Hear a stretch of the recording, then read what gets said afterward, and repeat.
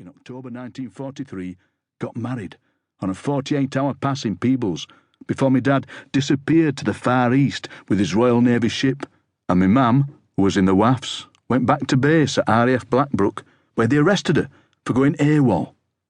AWOL for love. It's our family's abiding myth of the Yorkshire lass and the handsome tartan sailor boy, love across the border, across the water.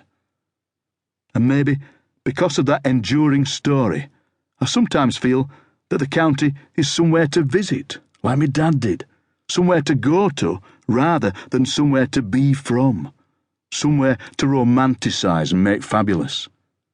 I feel like I'm an outsider, someone who will forever be standing in the slightly overheated conservatory of the house called Yorkshire, tapping on the window, wanting to come in and sit down on the settee. Never a sofa in Yorkshire, of course, always a settee. And maybe this is what makes me want to describe the county as much to myself as everyone else. Maybe this is why I want to write this book. I'm often called upon to write about and comment on Yorkshire as some kind of homegrown expert, but it strikes me that I don't really know the whole of it at all. I'm just familiar with my wrinkled neck of the woods, villages like Darfield, Great Oulton, Wombwell, Elsica, Goldthorpe, Grimethorpe, Thurnsker and Jump, towns like Barnsley and Doncaster, regions like the Dearne Valley and the old metropolitan county of South Yorkshire. But there's so much more to Yorkshire than this, and I'm going to try and find it.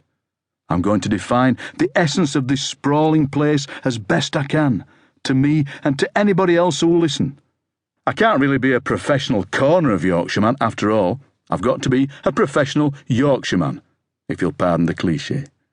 Normally, I don't like that phrase when others use it of me, but if I use it of myself, that'll be okay. As I often say, when prodded, I'd rather be a professional Yorkshireman than an amateur Lancashireman. Only joking. No, I'm not joking. I'm going to confirm or deny the clichés too, holding them up to see where the light gets in. You know the ones I mean. Yorkshire people are tight. Yorkshire people are arrogant. Yorkshire people wear blinkered Yorkshire glasses that see places like Lancashire as a fetid swamp. Yorkshire people eat a Yorkshire pudding before every meal, including Christmas dinner and Chinese takeaways. Yorkshire people soldier a T in front of every word they use. Yorkshire people are rarely called Alphonse, and if they are, they shorten it to Alf. Yorkshiremen call their wives and girlfriends our lass, unless they're in Sheffield, in which case they call them our Gert. People from Yorkshire start every sentence with, well, speaking as a Yorkshireman/woman. Empty lies, the lot of them.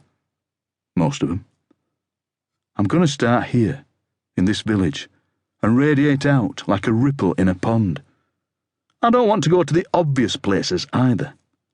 I want to be like a bus driver on my first and last morning on the job, getting gloriously lost, turning up where I shouldn't. That's what Dr. Johnson and James Boswell did, of course, when they went on their trip around the Hebrides in 1773. They had an itinerary, but they kept literally getting blown off course because they did the trip in the grip of winter. If you can be blown off course on a train, then that's what I want to happen to me. I want to have chance encounters of the sort I had when me and my mate, the late Martin Wiley, recreated Johnson and Boswell's trip for a radio programme in the early 1990s. We'd ended up on the Isle of Coll in the Inner Hebrides, and we'd approached the anti-nirvana that all makers of travel programmes end up in sooner or later: interesting character fatigue.